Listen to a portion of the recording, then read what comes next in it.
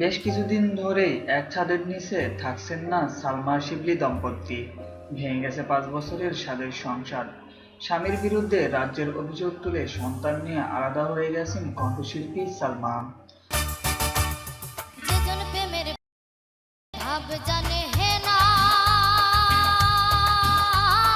তার সঙ্গে নাইলে না দেনা। খাঁটি সোনা ছাড়িয়া যে নাই নকল সোনা, সেজন সোনা চেনে না। যেজন প্রেমের ভাব জানে হে না, তার সঙ্গে নাইলে না দেনা। খাঁটি সোনা ছাড়িয়া যে নাই নকল সোনা, সেজন সোনা চেনে না।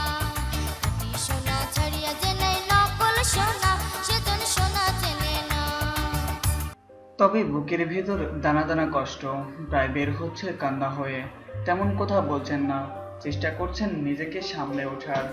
এর মধ্যেই সামান্য কিছু সময় দেন সালমা, সেটাও মুখোমুখি নয়, মোবাইল ফোনে। ভেঙে যাওয়া সংসারের কথা বলতে গিয়ে ঠুকরে ঠুকরে কেঁদে উঠছিলেন তিনি। ভাঙা গলায় কিছু কথা বোঝা গেছে, আর কিছু কথা একেবারেই বোঝা যায়নি। এই কথোপকথনের মাধ্যমে সালমার যে কথাটি স্পষ্ট সেটি হলো 4 বছরের সন্তান স্নেহাকে নিয়েই এখন বেশি চিন্তিত। ছোট্ট বয়সে বড় তারকা হয়েছিলেন সালমা। টেলিভিশনে গানের প্রতিযোগিতায় তাকে এনে দিয়েছে রাজ্যের খ্যাতি। কিশোরী সালমাকে নিয়ে গণমাধ্যমে রচনা করেছে শত শত লেখা। 2006 সালে ক্লোজ আপ 1 তারকা হন সালমা। তার 3 বছরের মধ্যেই বিয়ে হয় সালমা এবং শিবলির। 2009 সালে দিনাজপুরে একটি অনুষ্ঠানে গান গাইতে গিয়ে পরিচয় হয় শিবলি সাদিকের সঙ্গে।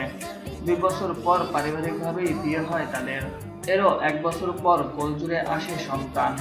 স্বামী সন্তান নিয়ে সালমার সুখের সংসারের কামনা ছিল লাখো ভক্তদের মধ্যে। কিন্তু হঠাৎ বজ্রপাতের মতোই আসে তাদের বিচ্ছেদের খবর। তারকাদিনের এমন গুঞ্জন উঠে প্রায়।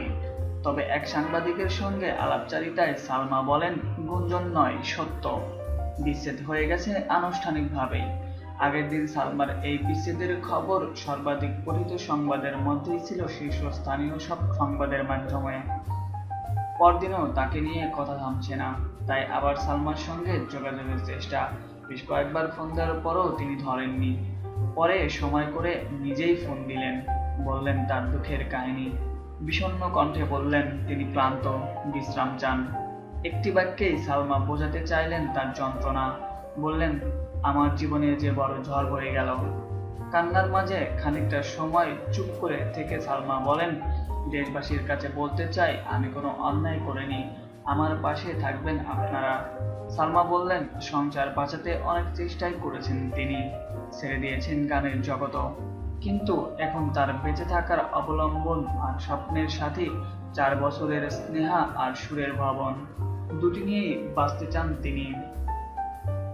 নতুন করে কাউকে নিয়ে জীবন শুরু করার কি কোনো দ্রুততম পরিকল্পনা আছে জানতে চাইলে এক বাক্যে উড়িয়ে দেন সালমান। বলেন, আর বিয়ে করতে চাই না, বাকি জীবন একাই থাকতে চাই। আমার এখন ধ্যান এবং জ্ঞান বেঁচে থাকা মেয়ে স্নেহাকে নিয়ে। ছোট্ট স্নেহা যেন স্নেহ থেকে বঞ্চিত না হয় সেটাই অগ্রাধিকার জানিয়ে দিলেন সালমান।